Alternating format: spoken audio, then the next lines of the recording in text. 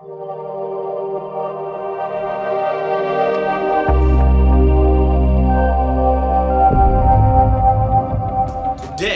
we're going to talk about why we in America, we owe women all of our lives. You know, they gave birth to us, but no. We're talking about the activists and the progressive reformers of the early 1900s.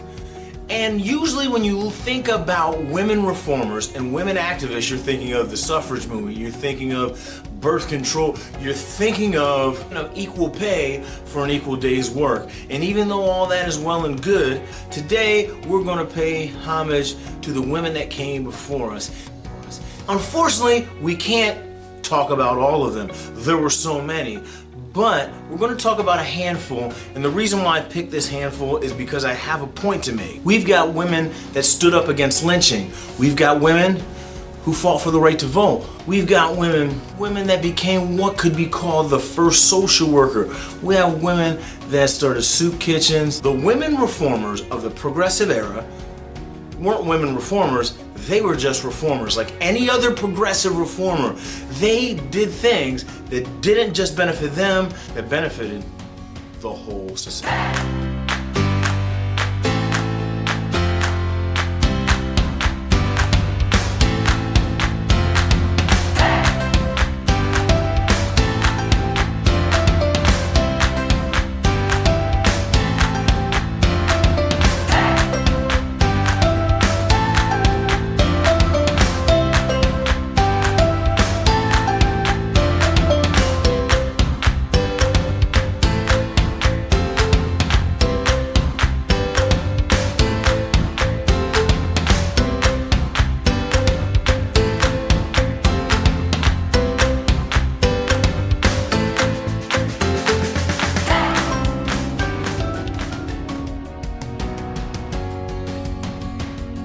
When we talk about women reformers, where should we start? We gotta start with Susan B. Anthony. It's Susan B. Anthony. She was born in 1820 but lived all the way to 1906, where she died in Rochester, New York.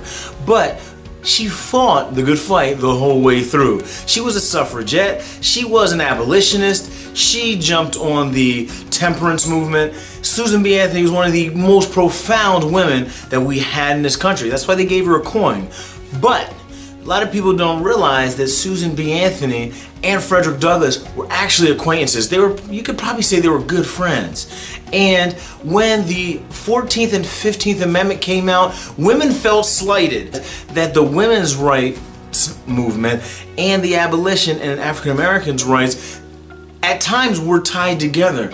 And we fought for the abolition of the slaves. We fought for the citizenship and certain beginning unalienable rights for African Americans. But the problem is, when the 14th and 15th Amendment came out, it didn't include women. So there was two schools of thought. Susan B. Anthony was like, no, we don't want anything if we can't get everything. Use one to leverage the other. But Frederick Douglass had the idea that, hey, this is step one. Step one will help us get to step two. Step one will make step two a shorter step. By 1900, the role of women in the country changed. Women were working in some factories, in the textile mills, etc. You also find that by 1900, 1 in 3 college students are women, even though there aren't a lot of jobs for them to choose from. They're still seeking education and bettering themselves.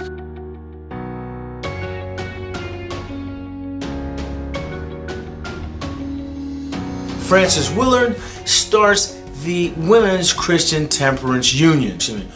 They pushed for temperance, or the prohibition of the sale and distribution of alcohol. This was a multifaceted fight. That consumption, or at least a consumption and abuse of alcohol, was immoral.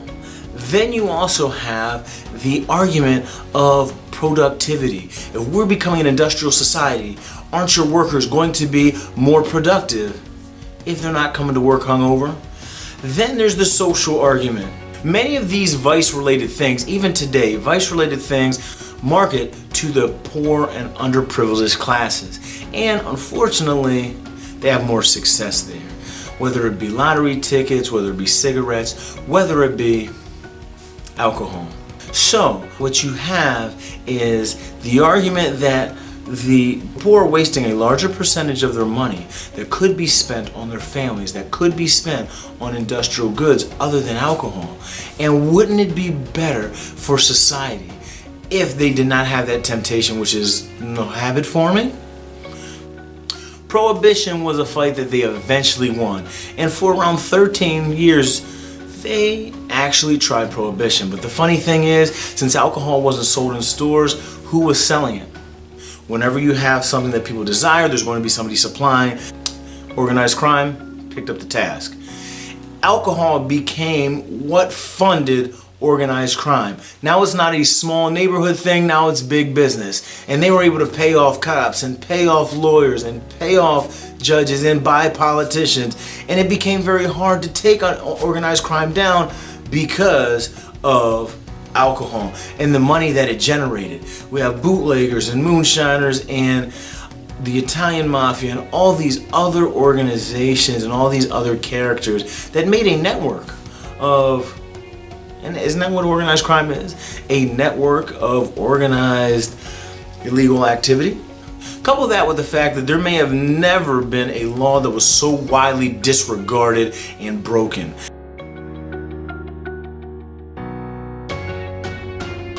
Also by the 1900s, women were also championing a number of causes. They were fighting for child labor, better education, better health care.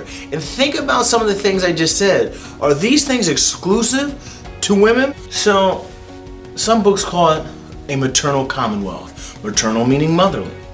This is when women are pushing for a commonwealth of values that are in what they call the women's sphere. Now, a lot of these values we look at today as just regular values. Values like caregiving, values like piety and purity and honesty. Now, women who were caregivers by day, suffragette or activists by night, still had values that were important to them. So, where do we see these values in regular everyday life? Just think about it. If somebody was running for a high office and their opponent caught wind of them not taking care of their children, oh, they have illegitimate children that they haven't been supporting, would that not hurt their campaign? Yes, it would hurt their campaign. If they found out that they had substance abuse problems in their recent past, they may be able to spin that as a, hey, you know, I've changed my life around common man, but it'd be very hard to spin that in a positive light. It's probably going to hurt their chances. Also, the honesty and the purity, they want, most Americans choose a candidate that not only do they like their policies, but they like them who they are. They can trust them. They have a track record of not just success, but a set of values that they could believe in, right? Think about the things that we complain about when we look at presidents. A lot of times we're not complaining about policies, we're complaining about what they did or said. That means some of those values that were once looked at as women's values are now everyday values for everybody.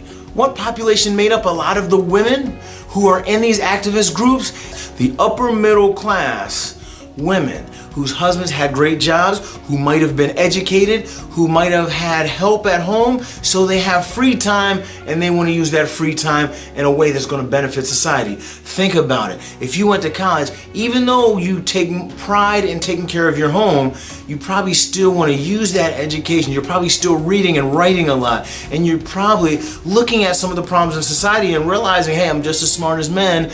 I can help solve these. So women step up and actually accomplish a lot of great things.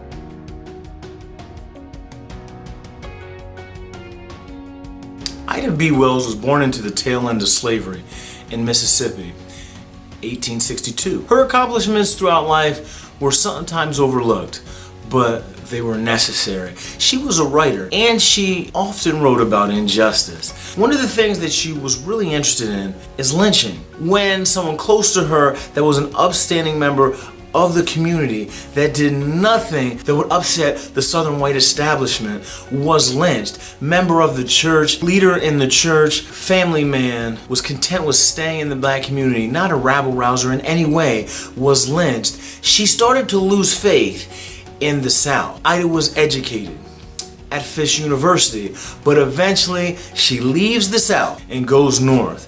In the North, she continues to write. She gets jobs at a number of publications in the North and eventually becomes one of the founding members of the NAACP. When Ida begins to expose lynching for what it is and starts to write in a very honest and aggressive way, she gets a lot of pressure and eventually kind of gets ran out of the South. Why stay in a place where you don't feel that your efforts are going to ever amount to anything lasting and substantial? So she moved north. Lynching is a very peculiar activity. It is against the Constitution in almost every way. It is the execution, usually by hanging, of an African American without due process of the law. A rumor could send a mob into a frenzy, and Ida, being an educated woman, that wasn't good enough.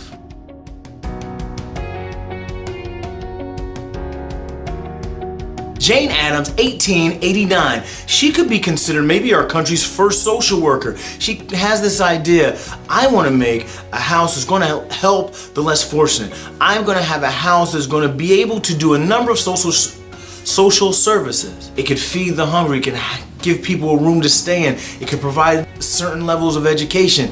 It can. The Hull House in Chicago was a prototype, or it was a first draft that she was continuously trying to improve because she believed that this model could be repeated all over the country and help people in various big cities. The efforts of Jane Addams could be looked at as the foundations for everything from community centers to boys and girls clubs,